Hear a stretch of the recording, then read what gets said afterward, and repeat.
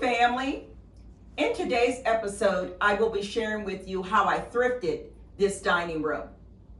But before I share that, I'd like to share a couple thrifting tips. Number one, if you want to become a thrift shopper, take inventory of what each thrift store carries. For instance, if you were to call me and you would say, I'm looking for a sofa, I could tell you exactly where to go. Second example, develop a relationship with one of the employees. How that would work best for you is at any given time that you're looking for something and you don't want to actually go to the store, you can call and see if they have what you're looking for. If they don't, you can then move on to your next thrift store. The third is the prices are negotiable a lot of times. They're not written in stone. Just ask. For example, I go to a local thrift store presently a lot, and I'm laughing because when I walk in, they say, Kim's not paying full price, and we go from there. Stay with me, I have more. Okay, family, before we talk about the aesthetics of this dining room, just a quick reminder, stay with me till the end for kitchen talk. I have a great story. Now, the aesthetics of this dining room, meaning the wallpaper, the color, the trim, the custom drapery, and the chandelier was all done by the previous owner, and her name was Betty. Now, before I get into breaking down the furnishings of this dining room, let me remind you, if you're planning on thrifting a room, you have to have patience, because I actually built this room over time. And I'll explain more as we go along. Now, the first piece that I acquired was this buffet. And don't sleep on your local restore, Habitat for Humanity store. That's where this piece came from. And I actually seen it on their website, and because I had a relationship with an employee there, I called and I actually bought it over the phone. This piece here, and I'm sorry, I don't have the name brand right now, but this piece was with tags on it, brand new, for $1,200. But my local restore had marked it down to $600, and then an additional 10 or 20% off. But I know I ended up paying like $550. And again, because of my relationship with an employee there, they actually delivered this for me for free. And this piece here, I think when they delivered it, because of the wood, and it has a granite inlay in the center, it was like 300 pounds. So I then in turn did something nice for not only the employee, but also the delivery guys.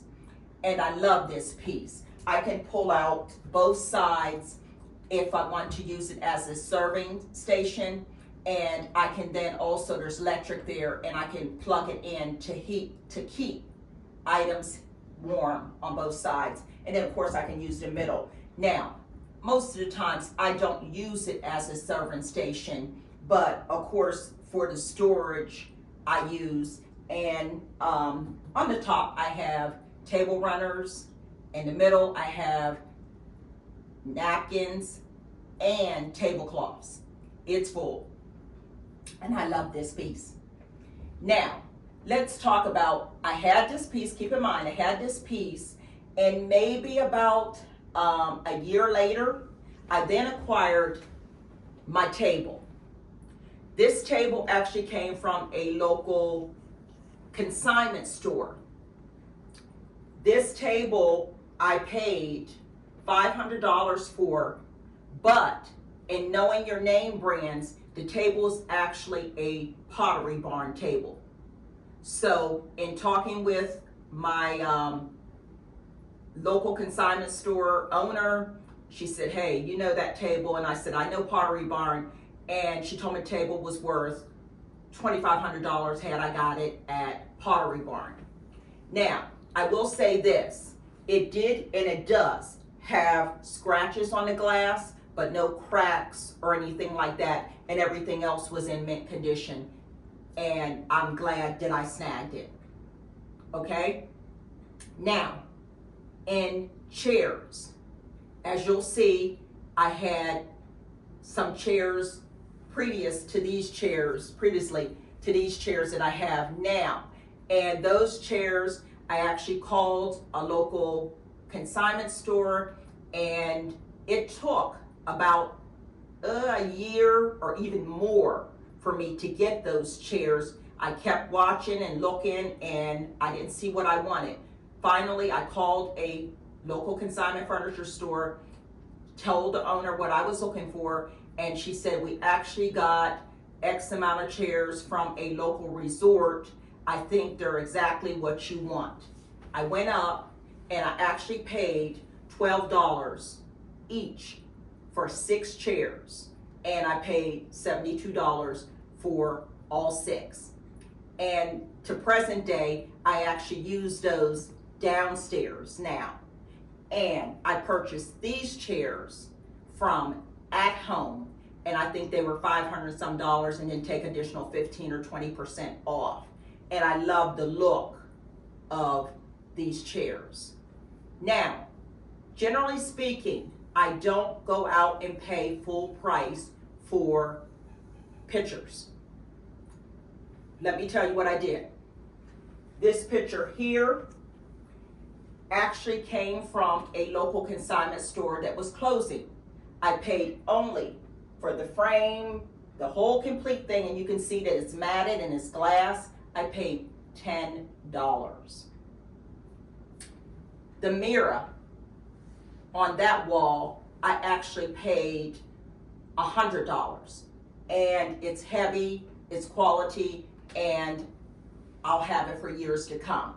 I actually picked that up at the same store that I picked my table up and my rug. And I think I paid $99 for the rug. The picture on that wall, I actually picked up at the same store that was going out of business, and I paid $10 for that picture too. Now, these pictures that you see here on both of these walls, I actually picked those up a couple weeks ago, and I paid $20 a piece. And I love how that turned out. Let me know your thoughts in the comments section, and stay with me for Kitchen Talk.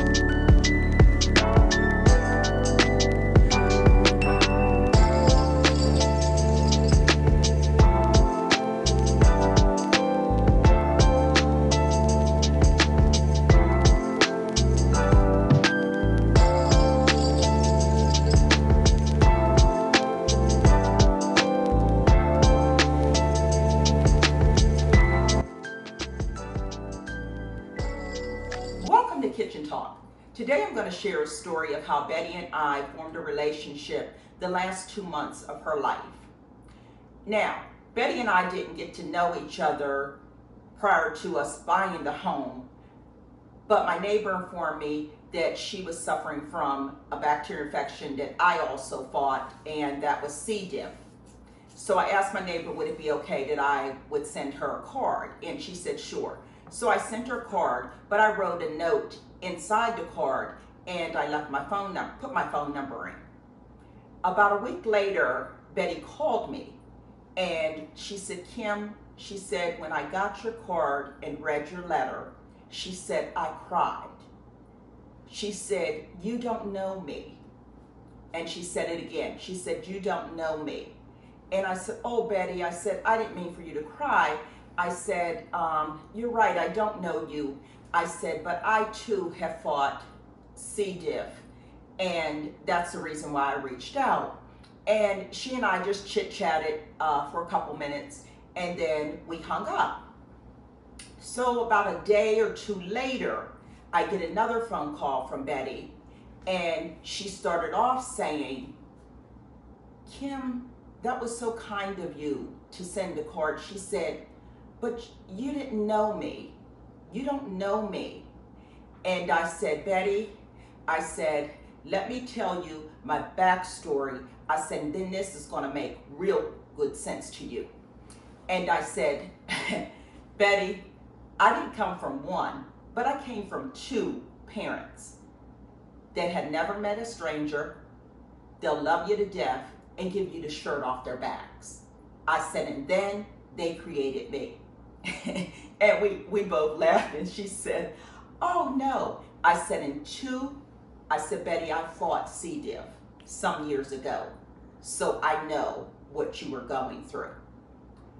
And as the conversation went on, unbeknownst to me, Betty had already beat C. diff by the time my card and letter got there. But now she was facing, at this point in time, another battle, and that was cancer. And then she shared with me she only had 2 months to live. And we went on and we had a great conversation, and again, I thought, I wished her well, and I thought this was it. Well, I guess about maybe a couple more days later, days went past, and she called me again. And this time, she wanted to talk in more depth about who I was, and also my neighbor had told her a lot of what we did to the home. So she wanted to discuss the home and just go a little bit deeper in conversation, and we did. And during that 2-month period, we talked about the house. I sent pictures of what we did. I got to thank her because she left custom drapery throughout the home that was gorgeous. They did a lot of beautiful upgrades to the home. And who knew that the story of how bad Paddington came into my life would cheer somebody up and have somebody laughing hysterically. And she would always say, when she called from that time on, she would always say, Kim, is he? And I'd say, Betty, the fool's not here. And she would just fall apart. She couldn't stop laughing. And she'd say, from time to time, she'd say, Kim, you know what makes me laugh so? She said, because you talk about Paddington almost like he's a person. And I said, Betty, that fool acts like one. And we would just laugh and have great conversations. But I had no idea that her getting in touch with me and us having a relationship was going to lead down the road to me being in her life till the end. Because what Betty didn't know was, after I finished my year battle of having C. diff, I said, Lord, if you can use anybody, use me. And over the years, of me having beat that, I've gotten opportunity to be a blessing to other people. And Betty was just one more. But I had no idea at this point in time that I, again, would be in her life till the end.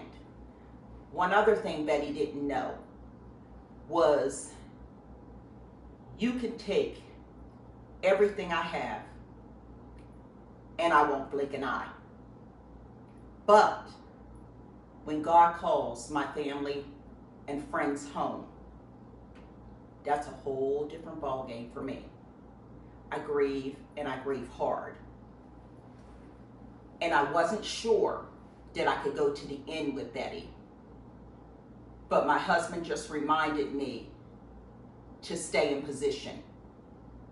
Remember, you said, Lord, if you can use anybody, use me. And it actually wasn't a sad 2 months. We actually enjoyed talking to each other. At that point in time, she went back in and out of the hospital, and I'd be there when she, called, and vice versa, and just, talked and just enjoyed getting to know one another. And I thought that's what it was. And actually, when she did pass, I just felt a calming. It wasn't like, a sad or emotional time. It was just, I just felt like a calming. And I was glad I was able to be there for her. But as God would have fit, about a year after her passing, her husband then got in touch with my neighbor and said, I'm going to be in the area and I'd love to meet Kim and George in person. So she arranged it, and when he came, at that point in time, my contractors had gutted this whole downstairs here. And he came in and he said, Kim, what are you doing? And we laughed, and I said, oh, just a little bit of remodeling. And I told him this was going to be the kitchen, this was going to be dining, this was going to be the powder room, and so on and so forth. But I didn't know, and sometimes you never know. I believe people come into your lives for a reason, a season, or a lifetime. You never know what you mean to someone else, being a blessing. And if I never knew, as God would have it, I knew that day. Her husband, if he thanked me and hugged me one time, he did 10. And I said, you're welcome. I just didn't think anything of it. So after we were chit-chatting and telling him all that we were going to do, I said, come upstairs. I said, George is going to come out of his office, and he'd like to meet you too. And we did just that, and he chit-chatted for a while. I also know that it was extremely hard for him to be back here in the home that they loved without Betty. But the visit went well, and he left, and we still keep in touch. And a matter of fact, I had never even seen a picture of Betty until after she passed. And he sent pictures in a program and all. And as beautiful as she was on the inside is as beautiful as she was on the outside.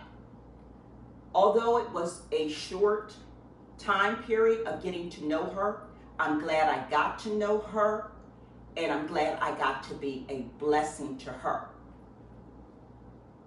And the moral of this story is, if ever you're given the opportunity to be a blessing to someone else, do it.